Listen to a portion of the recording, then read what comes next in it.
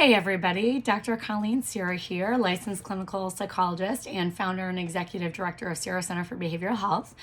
I said I would come on last Thursday to talk about creating a new normal, and I'm sorry I didn't do that. Life has been really insane, as I'm sure it's been for you guys as well, and so I wanted to come on today to do that instead. So something happened last week. I have this Zumba class, this dance class that I go to on Mondays with this one instructor who I think is so amazing, and I just love it. It's one of the things in my week that I really look forward to and just enjoy it so much while I'm there. And I'm sad because it's not happening. However, that I'm Facebook friends with this instructor, and she is creating classes that people can sign up for via Zoom. So I was like, great, so excited. I was all ready. I looked forward to this all day long.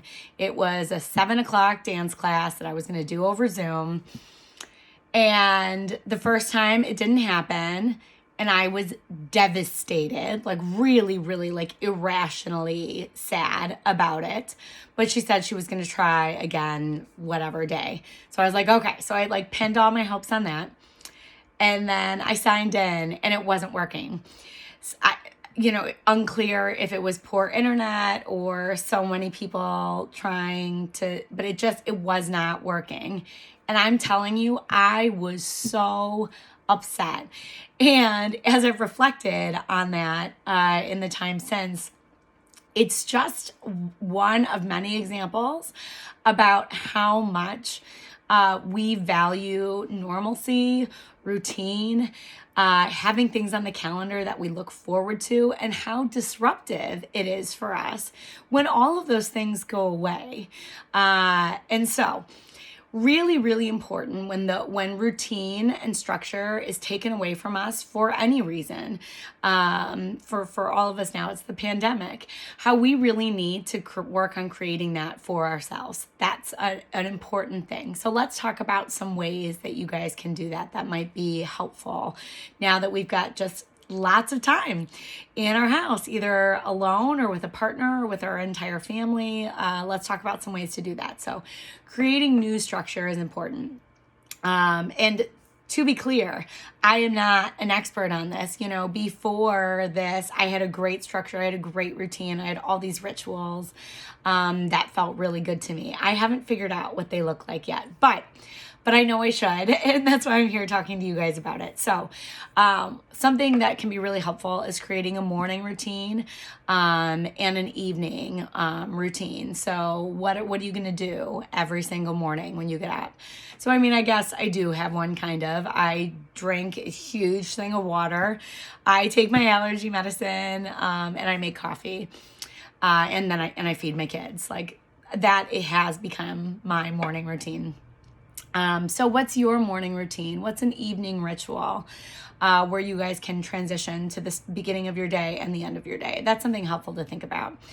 The other thing is that if you're working from home now, it can be easy to work all the time. None of us are guilty of that, right? It can be easy to work a lot because we're at home and there's no differentiation. So let's try to differentiate. So have a workday startup ritual and have a workday shutdown ritual. Again, I need to go back to figuring out what mine looks like and actually having the ability to implement it because I'm not putting out a million fires. But figure out what that looks like for you. So for me, that is typically checking my email, clearing out my email in Slack, writing in my awesome Michael Hyatt planner, my self-focused planner, what my goals are for the day, what are my top 3 priorities. So come up with some kind of workday startup and workday shutdown ritual for you that helps you bookmark the end of your workday. That would also be good.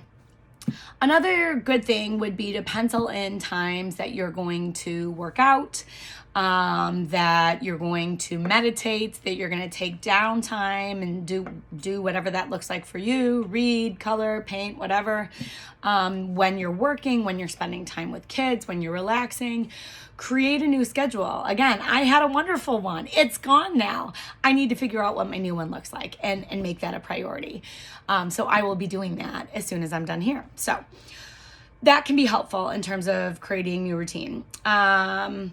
The other thing is that we really need to be putting things on the calendar that bring us joy and that feel like things to look forward to, even if those things are very different than they used to be, right? So for me, what that's turning out to be is coffee and wine dates with my girlfriends. I haven't done it yet, but I want to have like a Google Hangout game night with a couple couples. A social distance walk with my family or a neighbor. That's been helpful. I haven't done it yet, but this idea of making special meals or, looking for a recipe I've been wanting to try for a long time. These are all things that we can look forward to. It's not the same as flying to Boston to see my cousin walk the stage at her graduation, right? Like, there's still grief associated with all the things we've needed to give up, but we can put new things on the calendar that might not bring us as much joy, but they can still be things to look forward to. That's important. And the last thing I think is important is differentiating the weekdays or working days from non-working days, or weekend from the week.